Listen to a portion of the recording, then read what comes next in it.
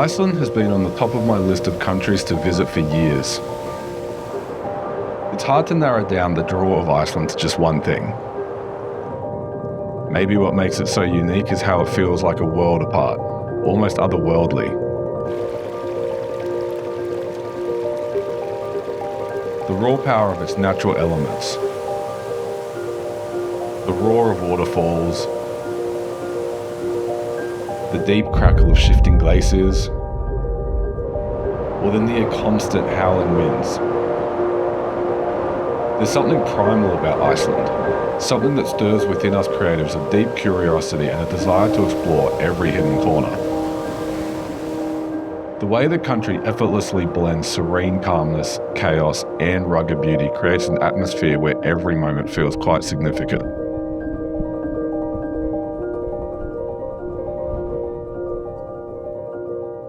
Everywhere you look, there are constant reminders of the planet's raw, untamed beauty.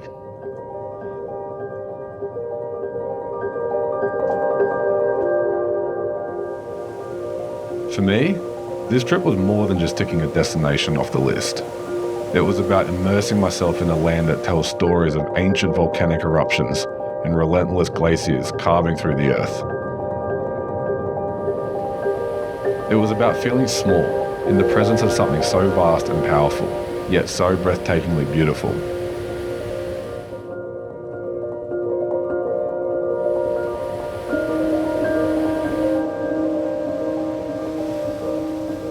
We're Jess and Tim, and this is our unforgettable 12-day road trip through the land of fire and ice.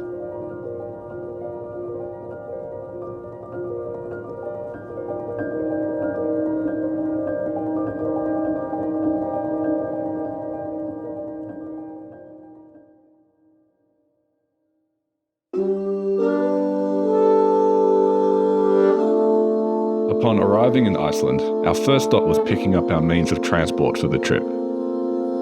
Back home in Australia, we own a Hilux, which we know inside and out, and we've grown accustomed to its capability and reliability. When we were researching our rental options for Iceland, it was a no-brainer to rent something we already knew and trusted, to bring a bit of familiarity to an otherwise unfamiliar place.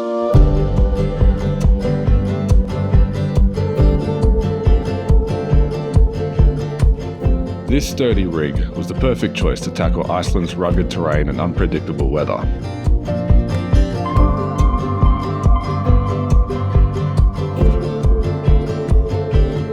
After spending one night in Reykjavik to get our bearings, we kicked off our journey heading towards the Golden Circle, which we plan to explore over the next couple of days.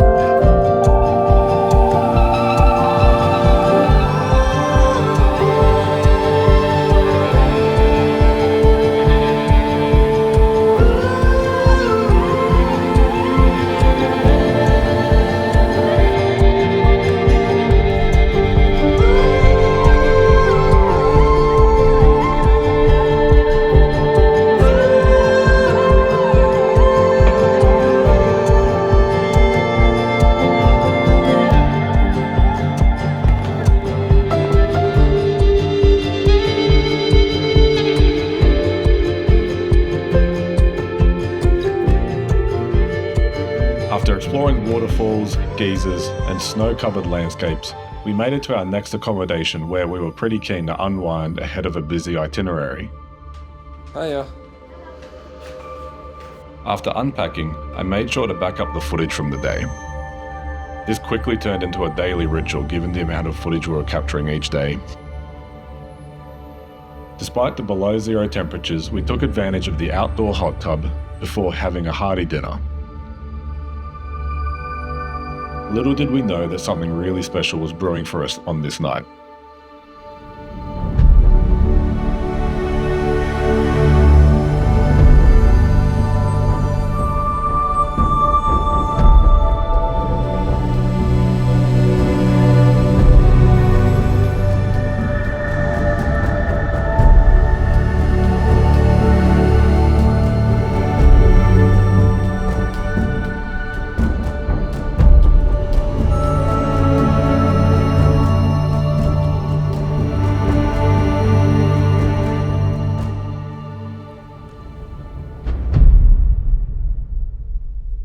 We were absolutely stoked to be able to tick off the Northern Lights from our Iceland wish list.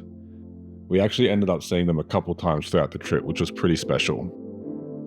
The next morning, we awoke feeling pretty excited for what the day had in store for us. The Icelandic Highlands are inaccessible during the winter without heavily modified four-wheel drives, so we decided to book a tour that took us deep into the Highlands, complete with snowmobiles and Superjeeps.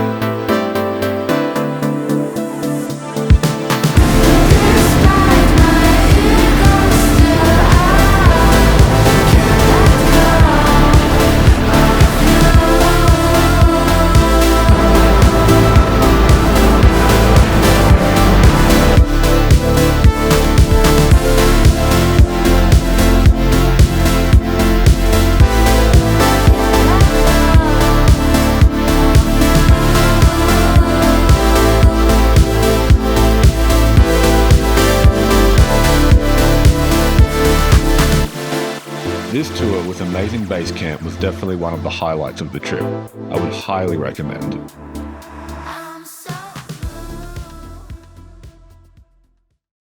As our time in the Golden Circle came to an end, we shifted our attention to the south coast.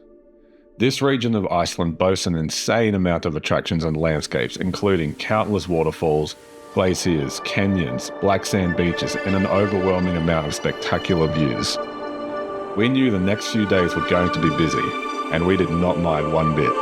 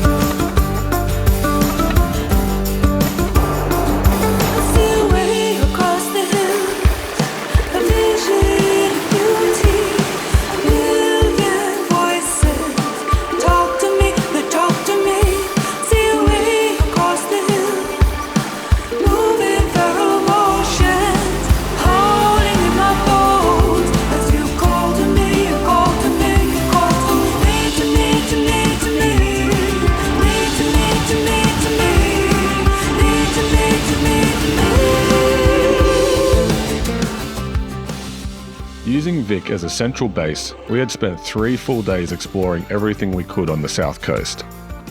You could honestly spend weeks in this region of Iceland and still not have time to explore everything. Unfortunately, we didn't have weeks, so the time came to continue our journey east.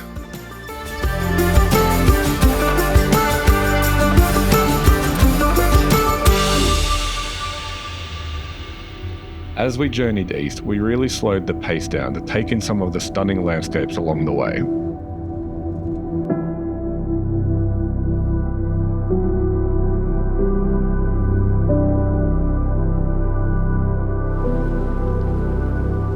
One such landscape includes the Braided rivers of Iceland. These rivers can only be truly appreciated from the sky and are constantly changing.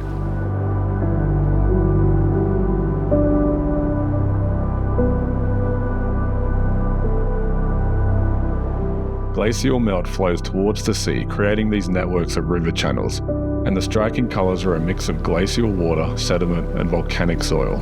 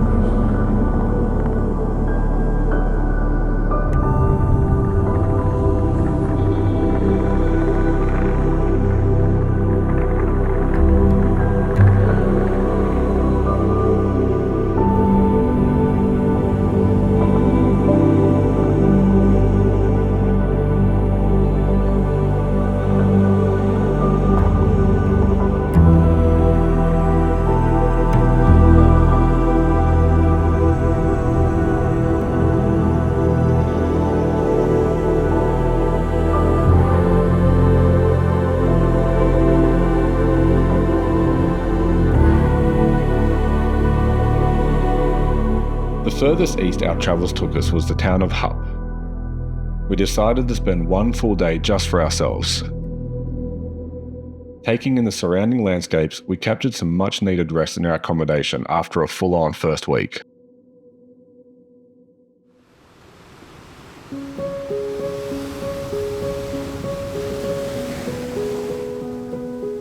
The following afternoon, we dedicated to exploring the Stokksnes Peninsula. This stunning area close to the town of Höfn has a lot to offer, including the towering mountains of Vestrahorn, black sand beaches and dunes, and a nearby Viking village film set.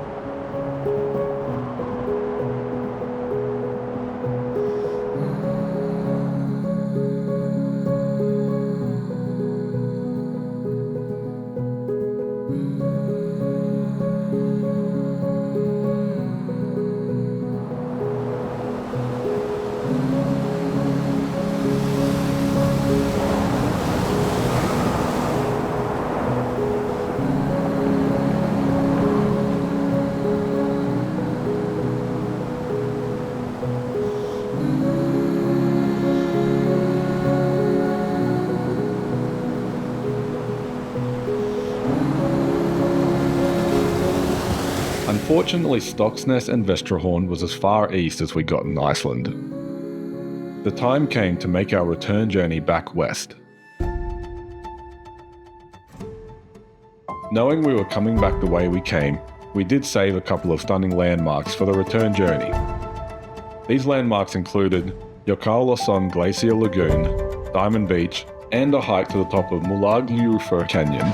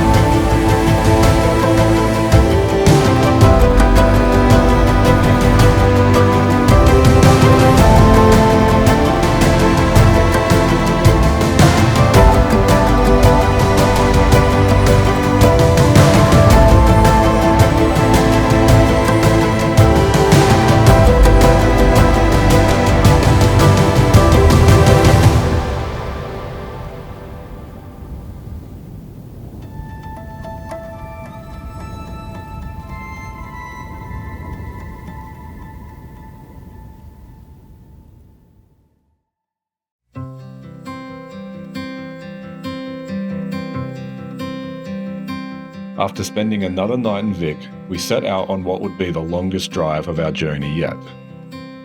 Backtracking and passing through Reykjavik again, we headed northwest to the last region we had slated for exploration, the Snæfellsnes Peninsula.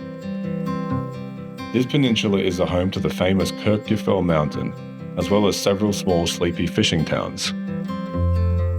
One such town is Glacier, which is where we based ourselves for the next couple of days.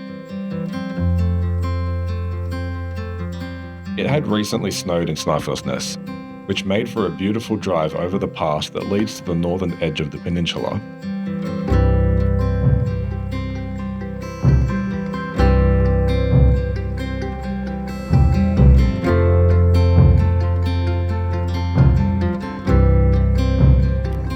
After arriving at our accommodation and unpacking, we had a bit of time to kill before it got dark, so we decided to go and check out Kirkjufell Mountain.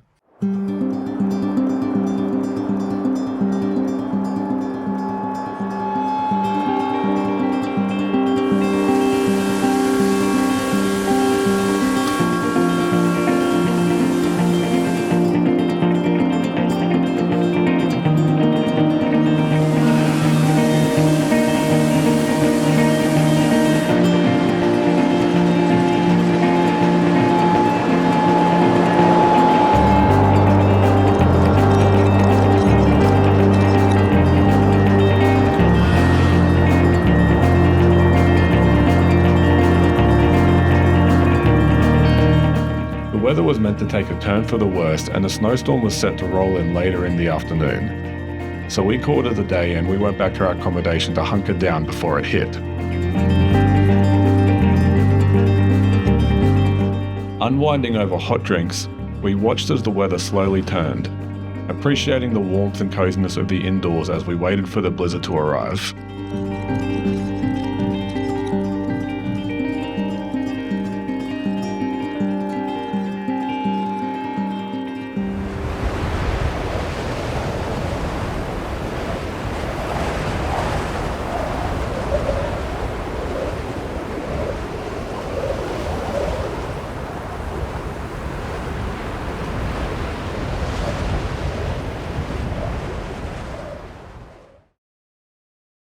next morning, we were greeted with a beautiful sunny day for our final full day of exploration. Taking advantage of this contrasting weather from the night before, we made sure to tour as much of Snæfellsnes as possible.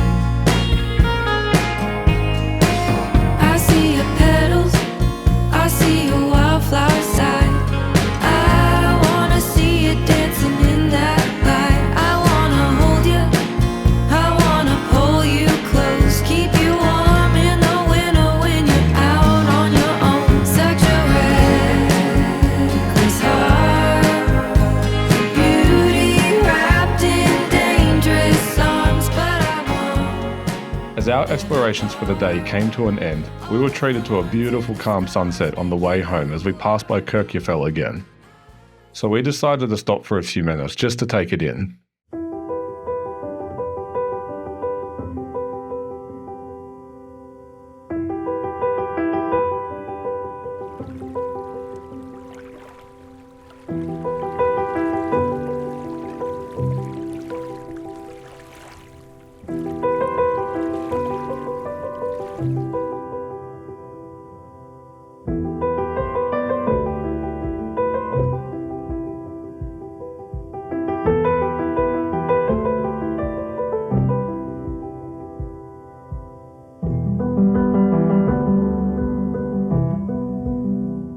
The following morning was equally as still and calm, which felt appropriate for our final hours in Iceland after an adventure-filled 2 weeks.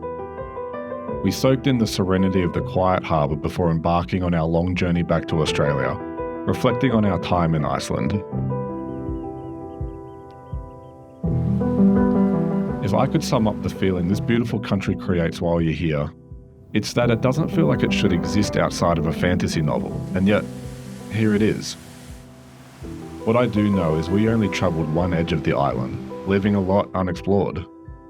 With countless more landscapes to the north and in the Highlands, we know we'll be back one day.